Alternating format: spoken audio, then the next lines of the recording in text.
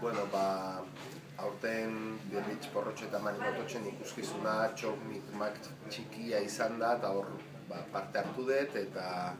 CD-an ere bai, zenbait kantu idazten eta baita kantatzen ere, eta honekin ja borobildu dugu trilogia txok mikmak txikia, orain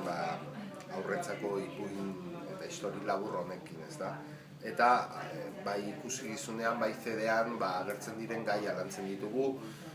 batetik Euskal Herriaren itsas historia eta itsas ondarea aurrentzako moduan kontatzeko modu bat da, oso garrantzitsua da guretzat honelako formatoetan umeengana iritsi ahal izatea historia guzti hori, ez da. Eta bestetik egurraren balioa, zuhaitzen balioa, basoen balioa, San Juan Balontzia bezalako proiektu erraldoi baten bueltan dagoen mundu hori adieraztea, gauzak egin daitezkela natura suntsitu gabe eta kutsatu gabe, eta hemen plastiker gaiztoak ikasten du lekzioa, ez dela itsasoa zikindu behar, egurra erabili behar degula